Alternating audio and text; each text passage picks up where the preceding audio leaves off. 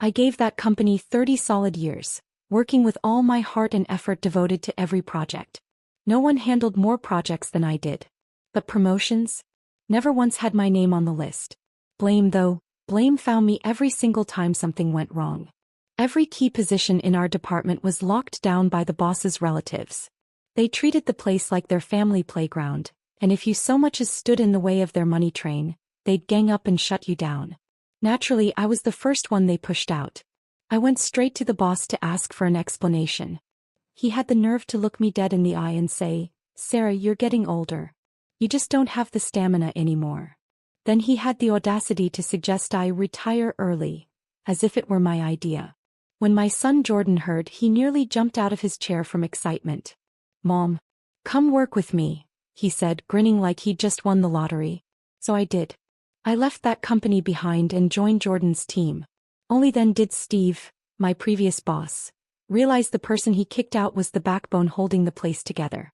I used the network I'd built over the years to land the company a sizable project, and we were deep in the thick of it, pushing things forward at full speed. Steve, my boss, caught wind of it and couldn't help but sneer. In his eyes, I was just a washed-up freeloader coasting on past glory. He chalked the deal up to pure luck and nothing more. Meanwhile, his whole gaggle of relatives at the company kept throwing wrenches in my way, nitpicking everything I did. Jordan couldn't stand it. He tried more than once to get me to quit. "Mom, that place doesn't deserve you. You've given them enough." But I did the math. Between the pension, severance, and healthcare coverage, I was looking at tens of thousands of dollars. I gritted my teeth and told myself I'd hang on just 6 more months. Turns out I didn't even get that long. Steve's secretary, who was, let's be honest, more like his mistress, was actually the daughter of a distant cousin. She was maybe 27, 28. To secure my position for herself, she took it upon herself to comb through my compensation package. Then, all sweet smiles, she gently suggested to Steve that keeping me on was a financial mistake. From that moment on, Steve turned ruthless. Overtime became my new normal. Weekends? Gone. My paycheck? Suddenly always processing. I knew exactly what he was doing, trying to push me out without firing me.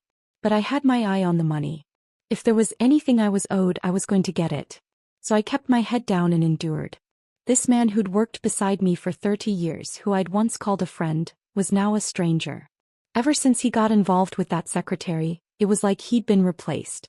She whispered in his ear every other day, and Steve actually started calling me out in front of everyone during meetings, blowing small errors way out of proportion. His relatives, who'd always resented how much I made, saw which way the wind was blowing and pounced. They banded together to make my life hell. Delays, blame games, sabotaging my work. A straightforward project got completely derailed. In the end, it failed. The company took a loss of nearly $40,000. Steve exploded. He dragged me into his office and laid into me. "Sarah, what the hell is going on with you?" he shouted. "Are you so old now you can't even manage a basic project?" I kept my voice steady and tried to explain. "Steve, this isn't on me. The team's refusing to follow." I didn't even finish the sentence. He suddenly grabbed a folder from his desk and hurled it at my face. I wasn't expecting him to actually lash out, so I didn't move. The sharp corner of the folder caught me right on the forehead, tearing the skin. A hot sting shot through me as blood started running down my face. I reached up and touched it. My fingers came back soaked in red. But it wasn't the pain that stunned me. It was the shock. Steve had laid hands on me. 30 years. 30 years of working side by side. And this is how he ended it. His expression shifted just for a second. Maybe guilt. Maybe not. Whatever flicker crossed his face, it vanished fast. He looked at me coldly. "Go get that taken care of at the clinic. And by 8 a.m. tomorrow, I want a recovery plan on my desk. If not, well, you know what that means." So that's it. That's how he cuts me loose. I fought off the dizziness, walked to the nearest urgent care, got the gash cleaned up and bandaged, then made my way home, unsteady but upright. I'm 59 this year, just 7 years shy of retirement. From the day I joined Steve's company at 29, all the way to today, it's been 30 years. That company was more than just my job. It was the bulk of my life. Back then, Steve handled the business and I managed operations. We started in a cramped little office and built an entire department line by line, side by side. But everything changed 2 years ago, right after he got involved with that secretary. I remember her. Vanessa, the niece of one of Steve's distant cousins. Always dressed like she was hosting an awards show, eyes that scanned you up and down like you were on display. There was a 36-year age gap between her and Steve. And that gap didn't make him keep his distance. It made him lose his damn mind. That girl wasn't just a pretty face. She had strategy. She wrapped Steve around her little finger and, before long, stuffed the company with her entire extended family. The result? Pure chaos. The place was a mess. Leadership fell apart. Efficiency tanked. The old team, the ones who built this place with me, started quitting one by one. They couldn't take the dysfunction. But it's brutal out there right now. If you're over a certain age, quitting basically means you're out of work for good. Watching those old teammates walk away gutted me. I wanted to stop them, but there was nothing I could do. Thankfully, my son Jordan had built up his own engineering firm these past few years. By sheer grit, not connections. I sent my old crew his way, helped them get back on their feet. And now, with everyone gone, I was the last one left holding the bag in this sinking ship. I started to wonder, maybe it was time for me to go too. That night, I stood on my porch with my hand on the doorknob, but I couldn't bring myself to open the door. Instead, I called Steve. He picked up quickly. The pounding thump of electronic music and a mix of male shouting and high-pitched laughter flooded through the line. No question, he was in some nightclub or bar. I tried to keep my voice steady. "Steve, can you step somewhere quieter? We need to talk." There was a pause, then he dropped his voice. "I'm in the restroom." "What is it? You want money for your medical bill? Fine. I'll deduct it from your salary." I let out a bitter laugh and took a long, deep breath. "Steve, we've worked together for 3 decades. Don't tell me none of that meant anything to you. Did you forget who mortgaged their house when the company hit that funding crisis? Who stood by you when even your own family said to let it collapse?" His voice turned ice cold. "Sarah, I remember. And I paid you back every cent, didn't I? I didn't short you a dime. If you're trying to guilt-trip me with old history, forget it. This is a business. We don't run on emotions, we run on performance. You blew a basic project. You should have been gone already." My chest tightened. I fought to hold it together. "You really feel no shame? Your secretary's relatives don't lift a finger and collect paychecks. I've carried every project for 2 years. I worked through Thanksgiving." He didn't even flinch. His voice got colder. "Doesn't matter. That failed project lost us over $40,000. That comes out of your paycheck. If that's not enough, you'll cover the rest personally. Your problem." Then I heard it, a syrupy, flirtatious voice in the background. "Babe, why are you still on the phone with that old lady? Come back, I'm waiting for you." The line went dead. I stood there on the porch, staring into the dark. I truly didn't expect Steve to be this heartless.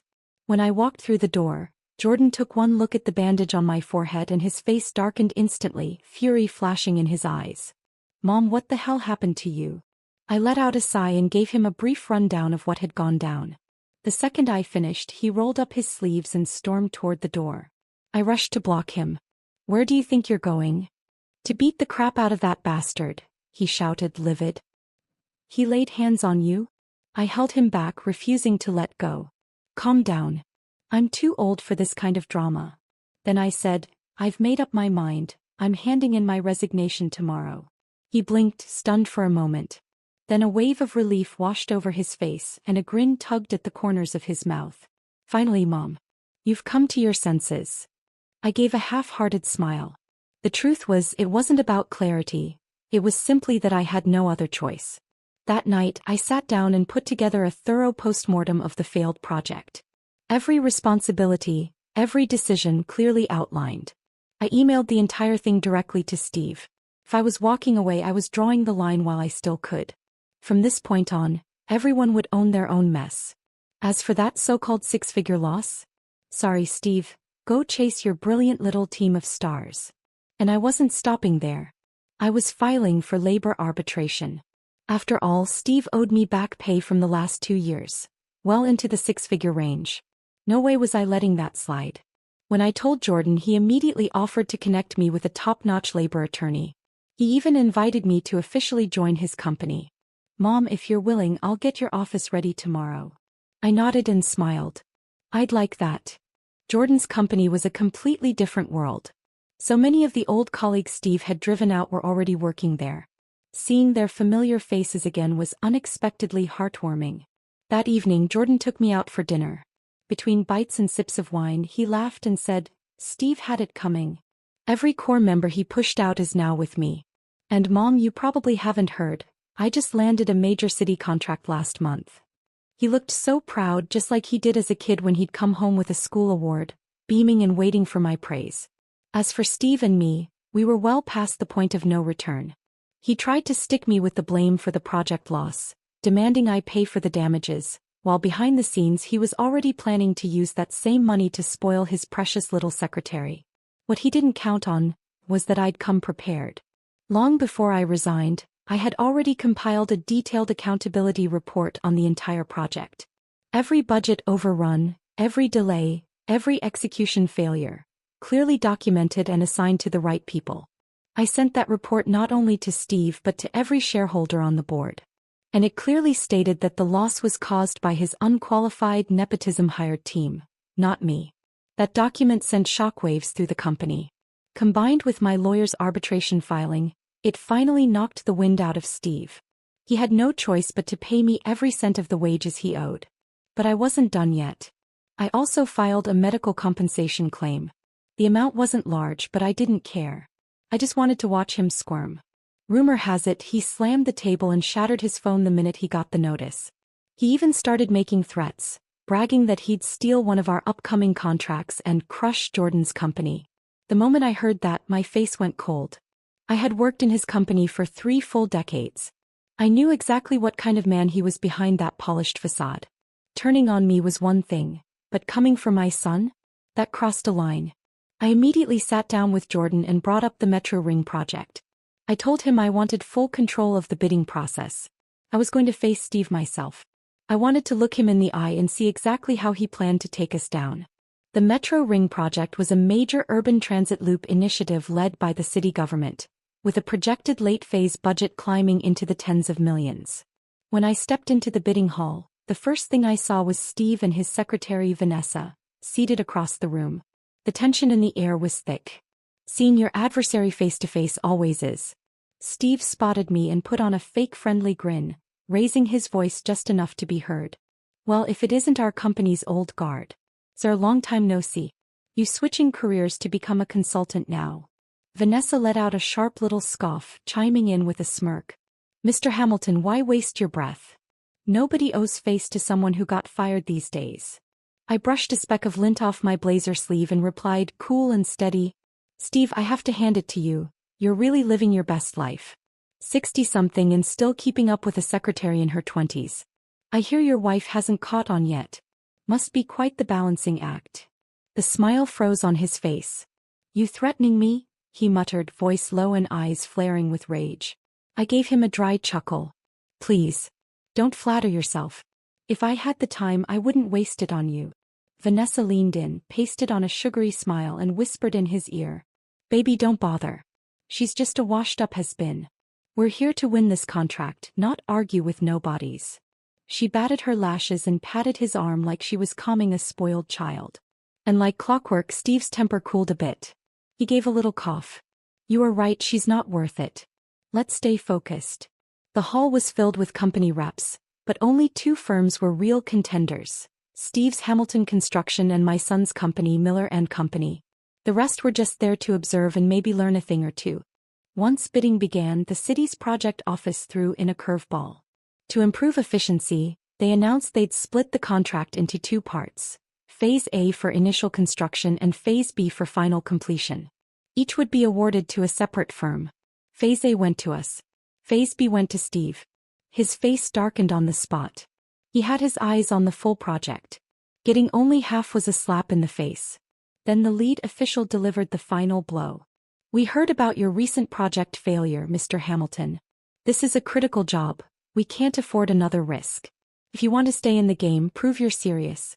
Otherwise, we're more than happy to give newer teams a chance." The room went stone-cold silent. I kept my head down, flipping through my notes, but I could feel my lips twitching with amusement. Out of the corner of my eye, I saw Steve's jaw tighten so hard I thought he might snap a molar. Some debts don't need collecting. Life has a way of settling the score. But the best part came a month later. I was just arriving at the office when Jordan burst in, practically shaking with barely contained laughter. "Mom, I've got something hilarious. Guess what Steve did last night?" I raised an eyebrow, not taking the bait. "What?" "He sneaked into our office and tried to steal our project plans." Jordan dragged me to a chair, lowering his voice like he couldn't wait to spill. "He called up one of our former employees, right? The guy he forced out. Started asking tech questions like he was desperate.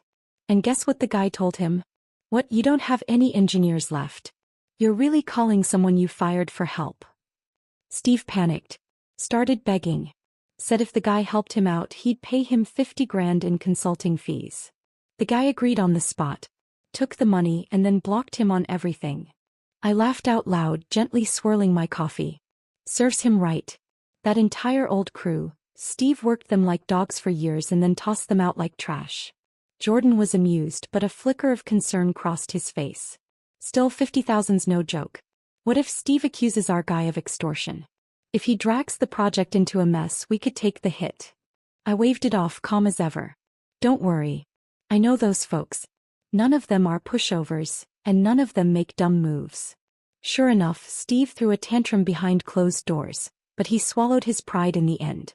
Turns out he still owed that former employee part of his severance. If this ever made it to court, not only would he have to cough up lawyer fees, he might end up owing even more. That's when a thought sparked in my mind. Maybe, just maybe, this was my window. So I invited a few old colleagues out for coffee and compiled a full list of employees Steve had stiffed: wages, benefits, everything he owed. I fronted the initial legal fees and everyone else chipped in to cover the rest. Together we filed the lawsuit. The moment I brought it up, people were all in, both hands raised in support. Everyone knew the kind of man Steve was. Years ago, some still held back out of loyalty or fear. No, he was a pariah. A walking scandal people couldn't wait to bring down. While our firm was full steam ahead on the new project, Steve's world was unraveling fast. He was dodging court dates and scrambling to find outside help to fill the gaping holes left by his so-called team. The relatives he'd pulled in through family ties? They were fine sipping lattes and posing for selfies in the office, but ask them to draft a proposal or run a technical audit. Might as well have asked a chicken to pole dance. But truthfully, even all of that wasn't enough to satisfy me. Then it hit me, Melody. Steve's wife. I couldn't stop thinking about the way he'd nearly lost it when I jabbed him about still dating a 20-something secretary during the bid meeting. That look on his face had stayed with me, and that gave me an idea. I reached out to Melody Hamilton, Steve's one and only legal wife. To be honest, when I saw her again, I wasn't entirely ready for it. All these years later, she hadn't changed one bit. Still carried herself with that same quiet power. She had to be close to 60, dressed in a tailored black dress with a crisp white shirt. Her cropped silver gray hair made her look effortlessly sharp. The moment she stepped into the cafe, the whole place seemed to hush. She sat down across from me, her voice steady. "Sarah, what made you reach out? It's been, what, years since we last spoke?" I nodded. "Yeah. Not since you stepped back from the company." Her expression tightened ever so slightly. "So why now? What is it you want from me?" I gave a calm smile and slid my phone across the table. "Relax, Melody. I'm not here to stir trouble. Just wanted to show you something. Everything I need to say is right here." She hesitated, then tapped the screen. Image after image flashed by. Screenshots of messages, photos of Steve and Vanessa meeting up in secret, credit card records, receipts. I waited, expecting at least a flicker of outrage. But Melody? She didn't flinch. Her eyes scanned the screen with cool detachment. There was some surprise, maybe even a flicker of disdain, but not the shock, the humiliation, or the fury I thought I'd see. She locked the phone, handed it back, and said flatly, "So, you brought me here just to show me that?" Her reaction threw me. I hesitated. "Well, not just that." But she cut me off, tone cool and clipped. "Whatever Steve's doing out there is his business. It has nothing to do with me." It wasn't indifference, it was something colder. A woman who'd already braved the worst and come out frozen. When I married him, Sarah, I already knew this day would come. None of this surprises me. In that moment, I understood why she hadn't so much as blinked at the evidence. There were things she wasn't saying, but I heard them loud and clear. Back when the company was still in its infancy, Steve and I had built it together. The three of us were known as the Iron Triangle. We'd taken on the toughest clients and the ugliest deals side by side. She had a promising career, until her late 30s when she suddenly stepped back and married Steve, who was CEO by then. I never quite understood her decision. She could have married someone who saw her as an equal, who built her up instead of boxing her in. Instead, she married the man who later turned her into a housewife, and then cheated on her. But maybe in her eyes I was the one who didn't understand reality. Melody took a sip of her coffee and spoke, calm as ever. My first marriage was for love. It didn't end well. When things got better financially, the love disappeared, and so did he. He cheated. This time I chose not to be that kind of fool. Steve has money. I married him for stability. As long as the direct deposits hit my account every month, I don't care if he keeps a mistress, or 8. I nodded slowly, strangely impressed by her clarity. You're honest. And practical. But her next sentence made the air go still. Only fools get used as weapons, right? My heart skipped. Before I could respond, she put her cup down and continued. I've heard the stories. About the failed project. About you poaching his staff for your son's company. And now you're here, what? Hoping I'll flip the table, storm his office, burn it all down with him inside. She smiled faintly, shaking her head. Sarah, I'm not the kind of woman who lets feelings drag her around. Steve's my husband. I may not love him anymore, but we're tied together. You think I'd help you ruin him? I opened my mouth, unsure of what I even meant to say, but she was already standing. She pulled a silk handkerchief from her bag and dabbed her hands. Looks like you came to the wrong woman, Sarah. Then, without another word, she picked up her glass and slowly tipped it forward, pouring half a cup of ice water right onto the table in front of me. It splashed up, soaking the sleeve of my blouse. I sat there in silence, watching her walk away. And I realized, sometimes it's not about right or wrong. It's about direction. Melody and I were never walking the same path. She chose security over emotion. She placed her bet on a life that wouldn't change too much. Maybe I needed to respect that. Even if I'd never make that choice myself.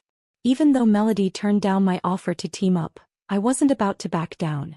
That little voice inside me came knocking again. Why not start something of my own? So I did. Right after meeting Melody, I threw myself into the project. If I wanted to go head-to-head with Steve, the most direct way was to finish our company's portion of the contract flawlessly and ahead of schedule. Show the whole industry who the real professionals were. Steve's company by then was practically a hollow shell. That last failed job had already scorched his reputation. If this one collapsed too, there wouldn't be much left of Hamilton Construction. Jordan and I, along with our veteran team, worked around the clock. We revised blueprints, rebuilt models, polished every detail. When we submitted the final version to the city's review board, they barely requested any changes. Just a stamp of approval and the green light to break ground. Our firm had been awarded Phase A, the initial leg of the Metro Ring project. We hit every milestone on time, exceeded expectations, and earned glowing reviews from the city. Then came Phase B, Steve's half. 3 months in, the city had already sent multiple warnings. But Steve's side had yet to deliver anything meaningful. Half his technical team had walked out. He couldn't afford to hire replacements. And when he tried crawling back to the old crew, they bled him for consulting fees and ghosted him the moment the check cleared. He outsourced what he could, but that only led to more headaches, and then Melody lost her patience. Word got around that she stormed into his office unannounced, threw a folder of receipts in his face, and with ice in her voice said, "Every dollar you spent on that girl, I want it back. Or I'll tell your entire family exactly what you've been doing." Steve was cornered. And Vanessa wasn't just some side fling. She was his distant cousin's daughter. Not immediate family, but close enough that if this scandal exploded, it wouldn't just wreck Steve's name. It could drag that entire branch of the family through the mud. And that cousin? A woman known for her venom. She'd make Steve pay, if not in cash then in blood. So now he was juggling a failing project, a crumbling relationship, legal battles, public image fallout, and financial collapse. All in under 90 days. He was unraveling. But above all, the biggest threat was still the project.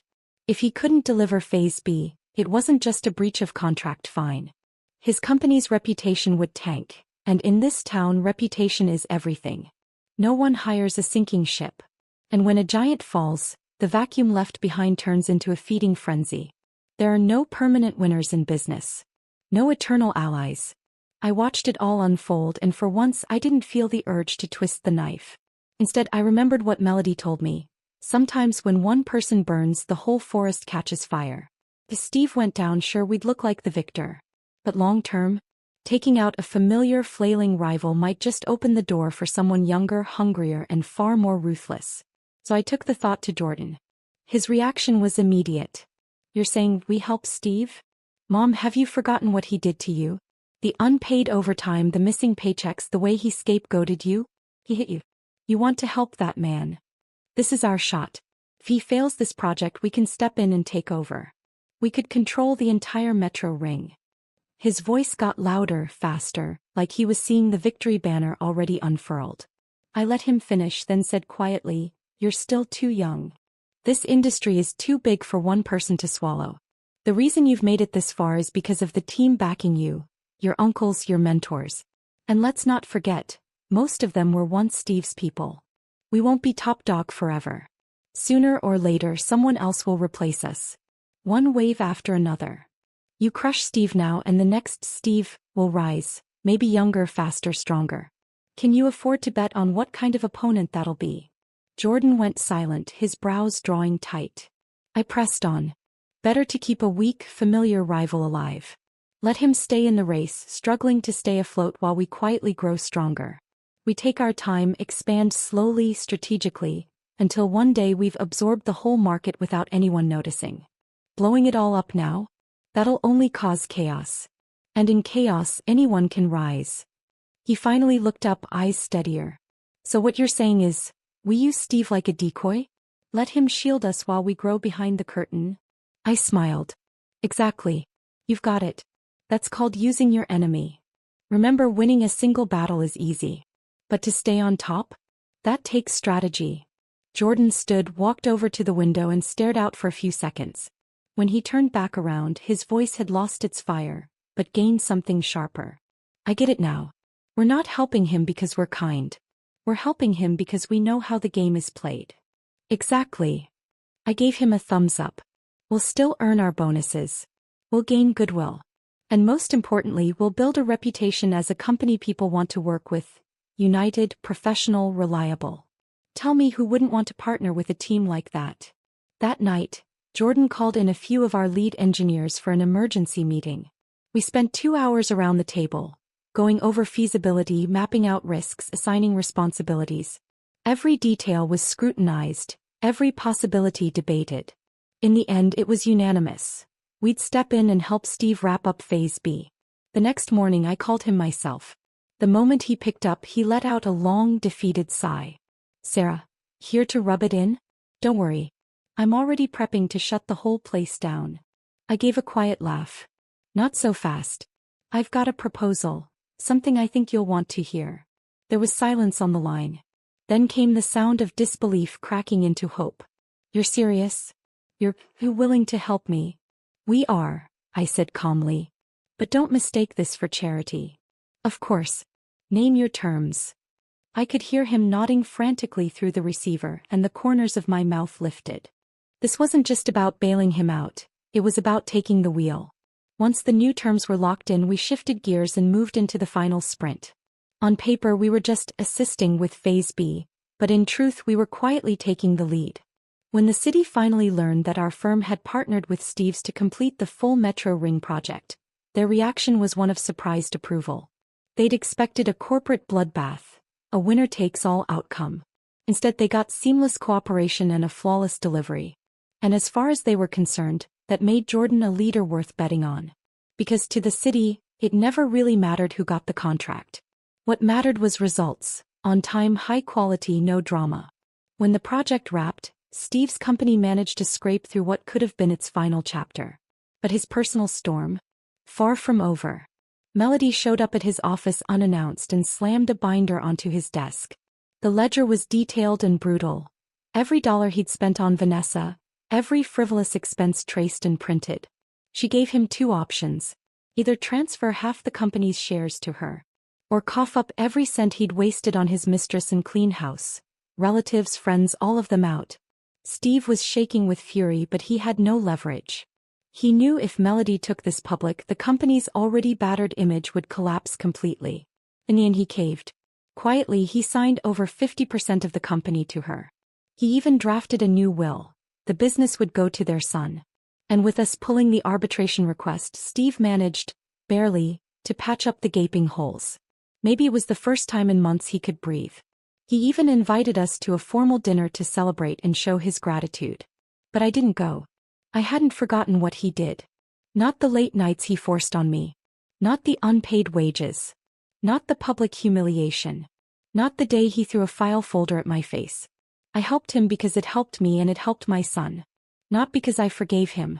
If it hadn't been the smarter move, I would have gladly watched his company crash and burn, right there on the Metro Ring job. A few weeks after the project ended, the city issued another tender, bigger than the last, with even more funding and visibility. This time we were the lead contractor. Steve's firm? A secondary partner. We got the meat. He got the scraps. Resources, control, profits, reputation, everything had shifted. And just like that, Jordan's company became the new industry benchmark. While Steve, he was still out there clinging to old favors, trying to stay relevant. That night he called out of the blue and asked if I'd meet him for dinner. Said he just wanted to catch up like old friends. I figured it'd be business talk, maybe something about the project, but the place he picked caught me off guard. A little street corner barbecue joint that had been around for over a decade. Slightly run down, always noisy but full of warmth. One of those places that tugs at you with nostalgia. What I didn't expect was that he brought Melody along. This place ring a bell? Steve said, pouring me a glass of craft beer himself, grinning like we were 20 years younger. That year when we couldn't make payroll, remember? We had dinner right here. I nodded, accepting the drink. Of course I remember. You bought me and Melody the house special steak sandwich that night. Swore up and down we'd be rich one day. Steve laughed, eyes crinkling. We didn't know much back then. Just wanted to land the next job. Nobody had their guard up. I took a sip of beer, steady as ever.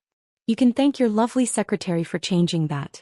If she hadn't spent her days rallying your relatives to push me out, I might never have left. He rushed to agree, nodding furiously. You're right. Absolutely right, Sarah. I'm sorry, here, this one's on me. He tossed back his glass in a single gulp, holding it upside down like a kid trying to prove he really did it. He could be a complete fool sometimes. I raised my glass with a wry smile. To friendship. Melody, seated beside me, watched us toast in silence. Her face was unreadable, somewhere between reflective and restrained. Then, just as things started to feel oddly civil, Steve abruptly stood up and blurted, I forgot to feed the dog. He turned to Melody, eyes wide with mock urgency. Honey, you stay and catch up with Sarah. I've got to go take care of the pup. I blinked. Since when do you have a dog? But he was already brushing off my hand and backing away with a grin, making a hasty exit without looking back. I was still trying to figure out what kind of stunt he was pulling when Melody scooted her chair just a little closer. She held her wine glass gracefully, the tilt of her posture calm and composed, but there was a sharpness in her gaze I didn't miss. She took a sip, then set the glass down with deliberate care. Jordan's doing well. He's a smart young man. I turned toward her but didn't respond. Our company's grown fast, she added, watching me carefully. I stayed quiet. She paused, then continued, he's got your decisiveness and a younger generation's drive. I finally replied, voice neutral. So this dinner was to compliment my son? She shook her head. No. I came to talk business. Her eyes met mine directly. You can see it as clearly as I can. Steve's running on fumes. He acts like this is a partnership, but he's scrambling to regain control. The truth is he can't even lead his own son. Then she said plainly, I'm not going to watch him drag the company into the ground. And I won't let my son end up broke because of it. I raised a brow. So you want me to go easy on him? No, she said, her voice even. I want you to consider forming a joint division. One led by both our sons, Jordan taking the lead, my son working alongside him. I'll make sure Steve stays out of it. I didn't answer right away. I picked up my water glass and took a slow sip. She gave me a few seconds, then continued, I know this might seem like a burden to you. But long-term it's a challenge for Jordan too. He needs to learn how to manage a teammate he didn't choose. How to balance resources. How to navigate real friction. I set the glass down quietly. My voice was low but direct. This sounds a lot more like you looking for a safety net for your own son. She didn't flinch. Half of it, yes. But I'm not asking you to hand him your company. I'm just trying to keep him from getting shut out of the market completely. I looked at her. And your company? We're not selling, she answered quickly. But we are restructuring. How it evolves from here depends on what they build together. I nodded slightly. You've played this well. Sacrifice Steve's pride to save your son's future. She stayed calm. I'm just doing what a mother's supposed to do. There was a pause before I replied. My voice softened but stayed firm. I'll consider it. But understand this. Jordan is someone I raised from nothing. I won't let anyone treat his trust like an experiment. Melody nodded. Understood. Everything would be above board, open, fair, fully transparent. He'll know the plan from the start. And will cooperate completely. By then the lights outside had dimmed to a soft yellow. The sounds of the street buzzed faintly through the restaurant's open windows. I didn't say yes. But I didn't say no either.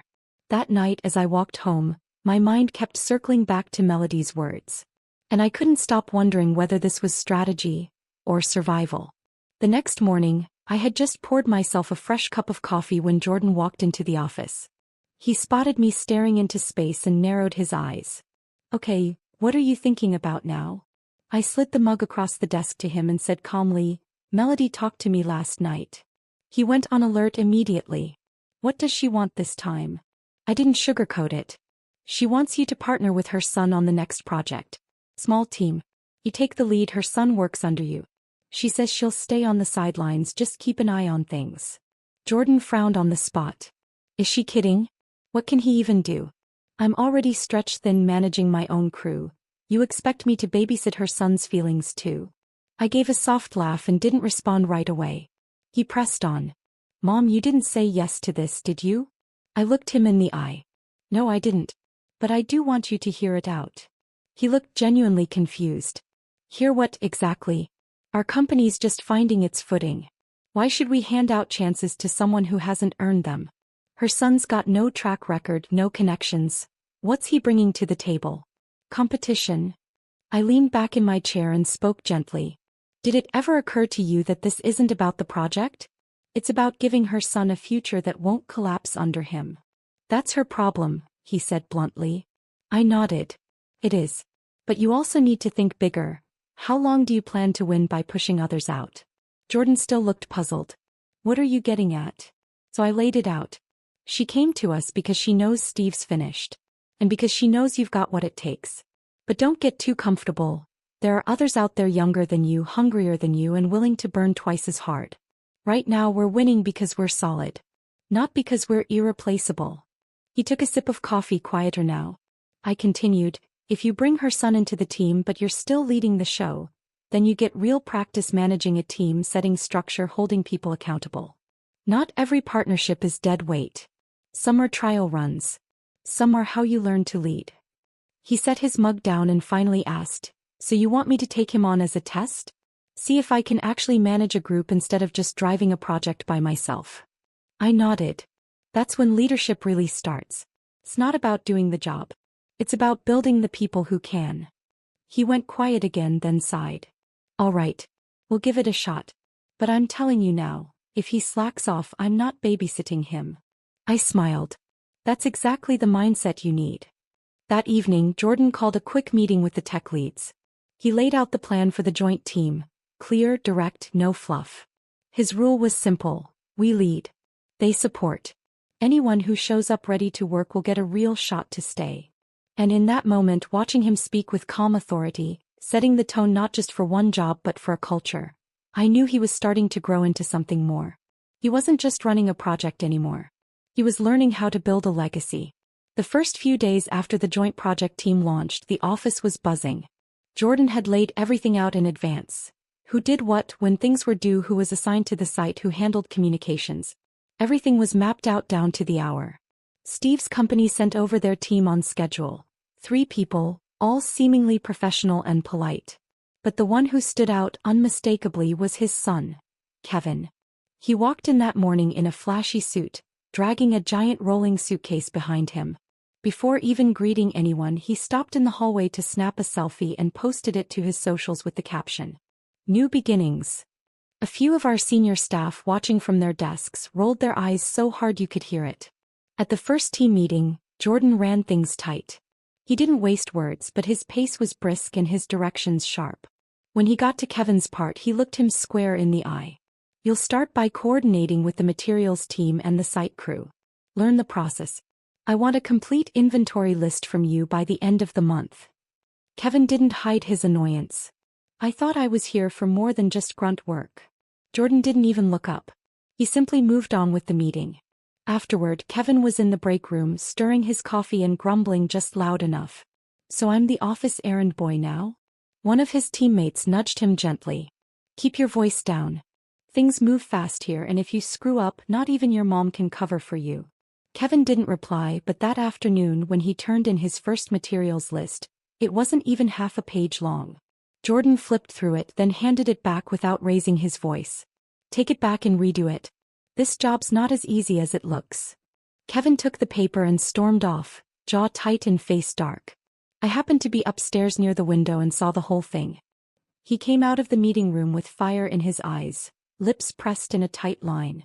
Meanwhile, Jordan stayed put, calmly sorting through files like nothing had happened.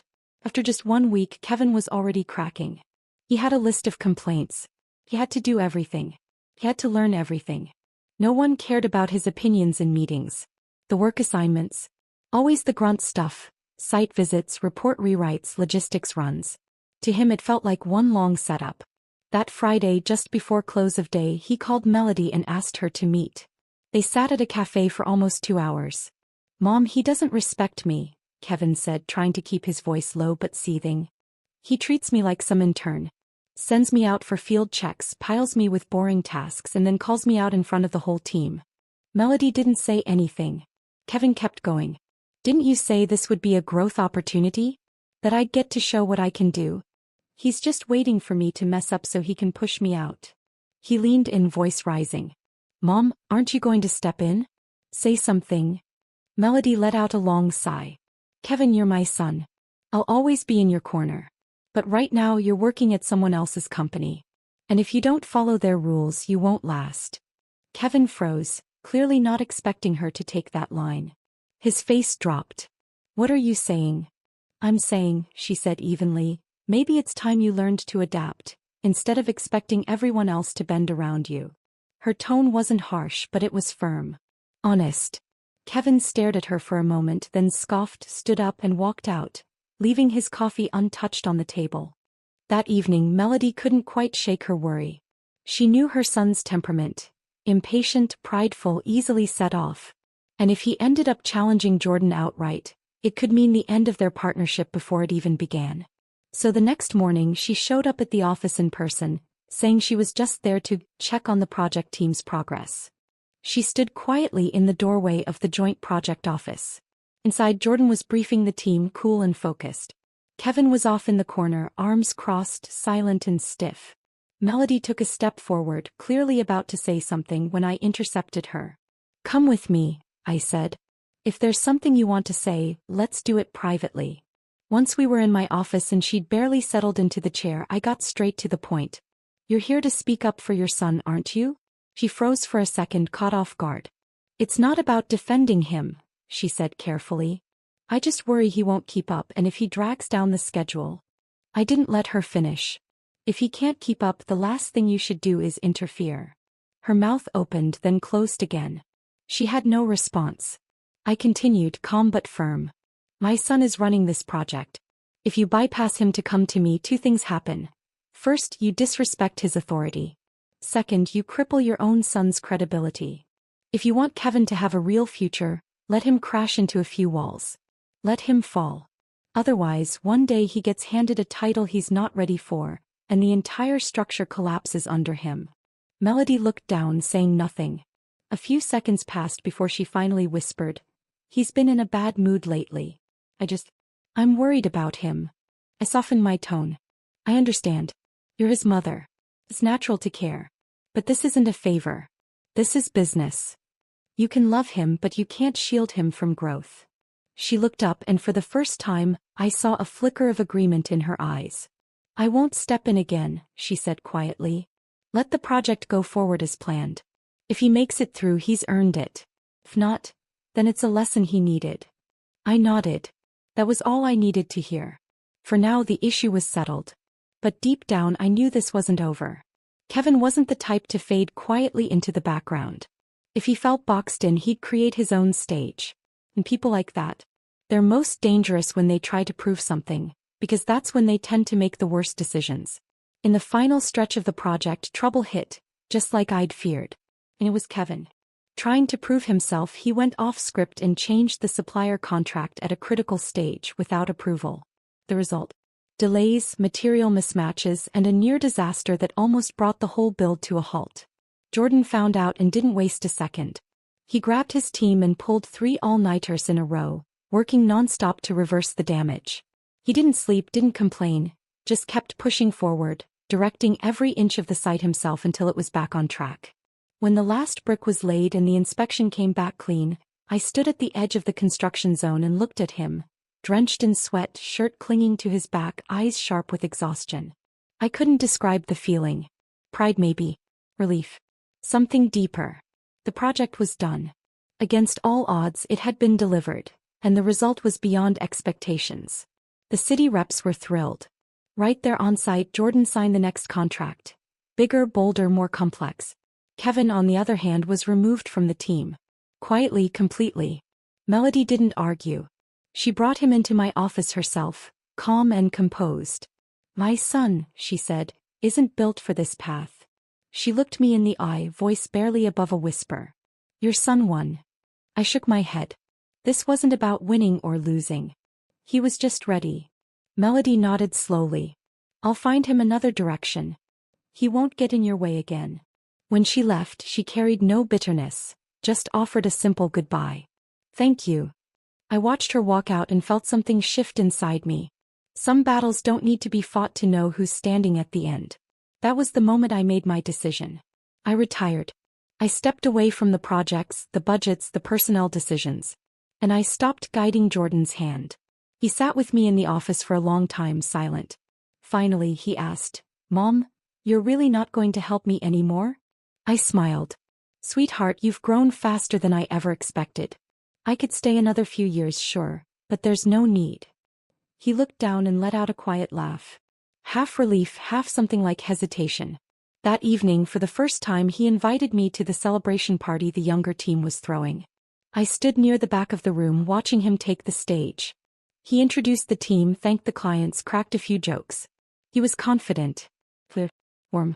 He knew exactly what he was doing. Someone beside me leaned in and said, Your son's impressive. I smiled. Yeah. He really is. When the event wound down, Jordan walked over and clinked his glass gently against mine. Mom, he said, do you feel at peace now? I nodded. I do. You've become someone people can count on. He paused. And you? I looked at him, my voice soft. I can finally let go. He smiled. So what now? What are you going to do? I thought for a moment. Buy some flowers. Maybe adopt a cat. Do the things I love. The rest is yours. He raised his glass a little higher, serious now. Thank you, Mom, for getting me here. I didn't respond with words. Just touched my glass to his one last time and turned toward the exit. The night air was cool and quiet against my skin. I knew in that moment that the hardest battle of my life had nothing to do with Steve or the people who tried to block my path. It was with myself. But finally, I could exhale.